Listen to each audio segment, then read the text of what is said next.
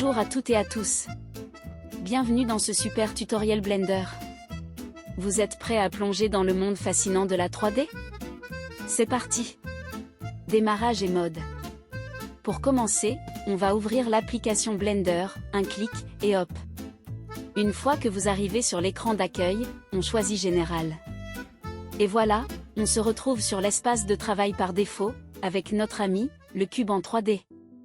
Une chose à noter dès l'ouverture, on est automatiquement en mode objet. Jetez un œil au nombre d'outils disponibles dans ce mode, il y a de quoi faire. Mais pour sculpter et modifier, on a besoin de plus de puissance. Alors, on va passer du mode objet au mode édition. Et là, les amis, j'ai un super raccourci pour vous, vraiment indispensable, la touche Tab de votre clavier.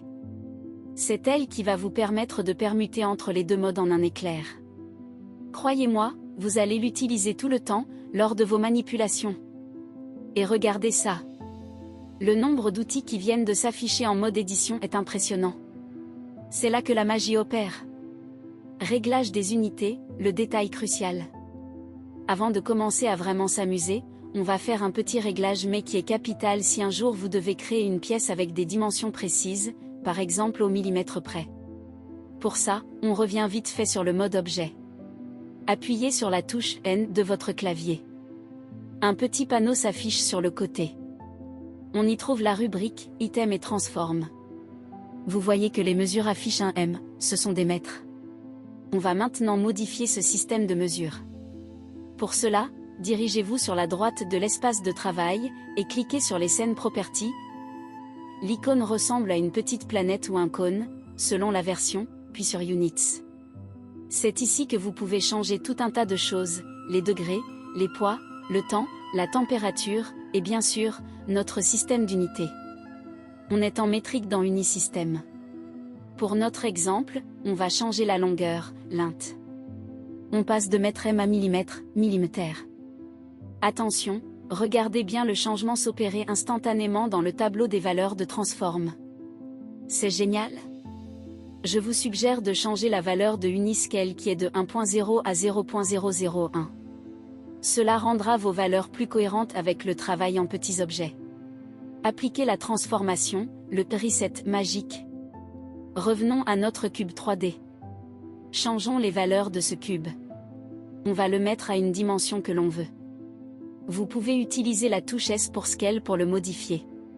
Maintenant, pour valider cette nouvelle dimension, et faire comprendre à Blender que c'est ça la nouvelle taille de base, on va cliquer sur l'objet et faire le raccourci, CTRL A.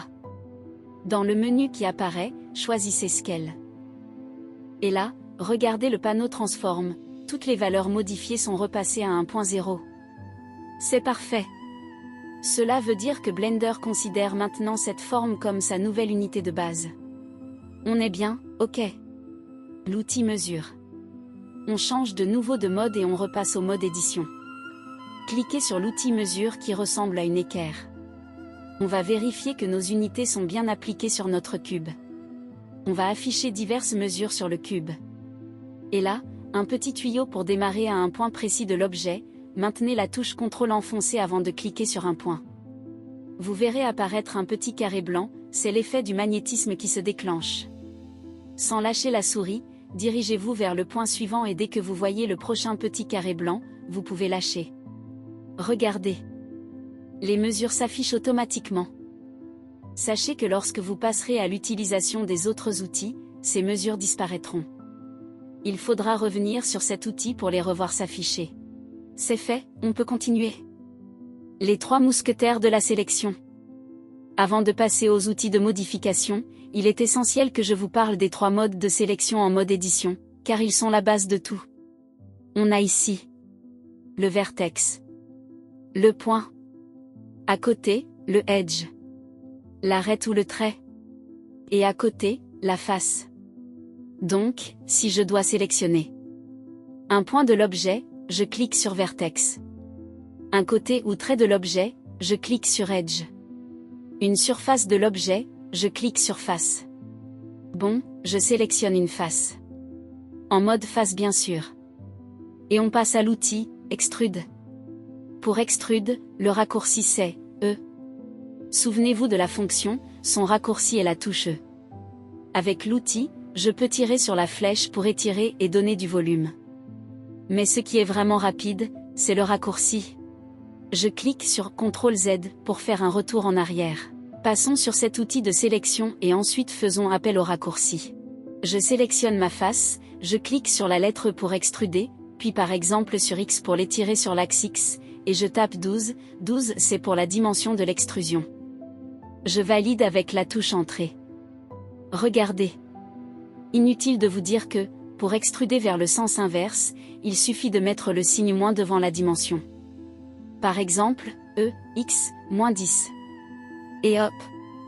Ça rentre. Je clique sur CTRL Z pour faire un retour en arrière. Et encore CTRL Z. Pour Inset Face, le raccourci est I. Passons maintenant à l'outil suivant, c'est Inset Face où le raccourci est I. Avec ce petit rond jaune qui apparaît, je déplace ma souris vers l'intérieur pour créer une autre division vers le centre de ma face. Et dans le petit menu qui apparaît en bas à gauche, je peux peaufiner ma création. Thickness va agrandir ou rétrécir la division. Et avec Depth, vous pouvez extruder la nouvelle face vers l'avant ou l'arrière en même temps que vous la créez. C'est un gain de temps.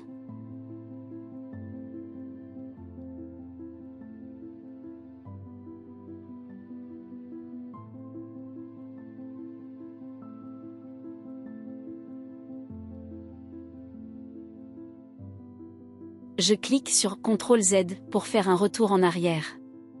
Bevel, le raccourci est CTRL+B. Continuons avec l'outil très esthétique, Bevel.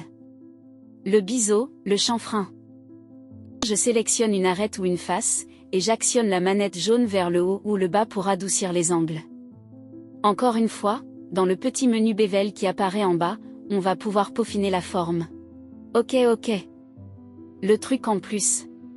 Tout en bas, vous pouvez cliquer sur le bouton Custom et même dessiner la forme de ce biseau. C'est vraiment puissant. Testez de modifier les vertices ou les edges, les résultats sont différents.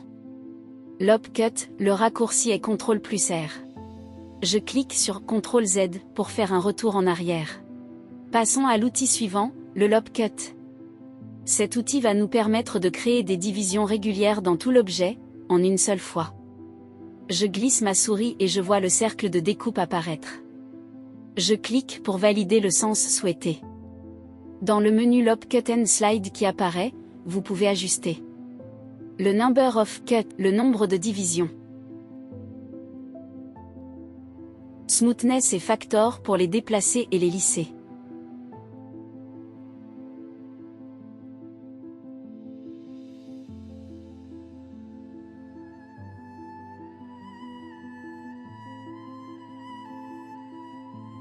Je clique sur CTRL Z pour faire un retour en arrière. Knife. Le raccourci c'est K. Maintenant, l'outil qui va nous permettre de découper l'objet de manière plus libre, un knife ou K.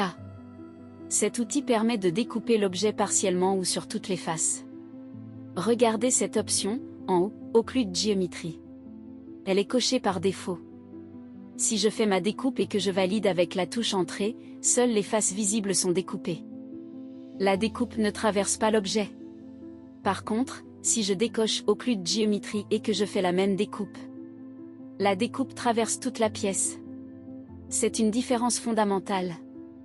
Il y a tellement d'options avec cet outil. Je crois qu'il faudra faire une vidéo dédiée juste pour le naïf. Bisect. Derrière l'outil naïf, se cache l'outil Bisect. Je clique sur CTRL Z pour faire un retour en arrière. L'outil Bisect, il permet une découpe droite sur tout l'objet. Je sélectionne tout l'objet avec la touche A. Je procède de la même façon pour la découpe, et tout de suite apparaît le petit menu Bisect pour peaufiner les valeurs. Je tourne la pièce et je vois que la découpe est totale. Regardez ce que je peux faire en modifiant les valeurs de l'axe X, Y et Z. C'est dingue? Maintenant, si je coche Clear Inner, vous remarquerez que la séparation est faite, mais qu'il manque la face le long de la coupure. C'est simple à régler, on coche la case Fill pour refermer. Et si je voulais l'autre partie du cube, je décoche Clear Inner et je coche Clear Outer. Facile. Vous remarquerez aussi le petit rond bleu, la flèche jaune et le rond jaune, ils vous permettent de modifier et d'orienter la division directement. C'est très intuitif.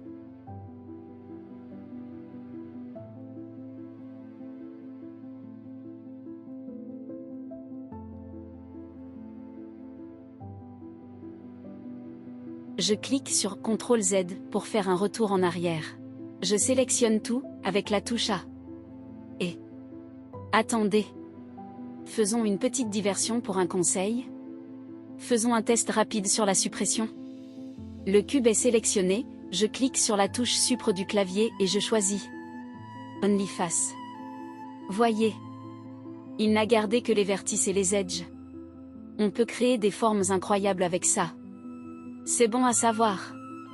Et au passage, si vous cliquez sur un edge, puis Shift plus Edge, Shift plus Edge, Shift plus Edge, et enfin sur la touche F, ce qui va nous rajouter une face. Vous voyez? J'ai rempli une face. C'est une autre astuce pour refermer vos modèles. Ok, désolé pour la petite diversion, mais ces conseils sont importants. Supprimant cet objet et rajoutant un nouveau cube. Je clique sur A pour sélectionner tout l'objet. Et pour supprimer sur X et sur vertice. Bon, maintenant, cet outil, le Polybuild. Il est utilisé dans plein de cas de modélisation. Je vais vous montrer une petite utilisation de celui-ci. Je vais ajouter un plane. Regardez ces bordures qui s'allument en bleu quand je passe ma souris. En tirant sur ces lignes bleues, je peux les orienter et les étirer dans tous les sens pour construire mon maillage. Je peux aussi le faire avec les points. Regardez. Sur la ligne bleue, je peux même rajouter un point de division en maintenant la touche CTRL. Je lâche et je tire, une nouvelle face apparaît. Par contre, pour supprimer une de ces parties, il me suffit d'appuyer d'abord sur Shift et ensuite sur la face ou le point à supprimer. C'est magique. Voilà, j'espère que ce tour d'horizon des outils du mode édition de Blender vous aura plu. Et surtout qu'il vous aura donné envie de vous lancer. N'hésitez pas à liker ma vidéo si elle vous a été utile et bien sûr, abonnez-vous pour ne rater aucun de mes prochains tutoriels. Oui aussi, merci pour vos commentaires qui seront les bienvenus, pour toute demande d'amélioration du tutoriel. À très vite dans la 3D.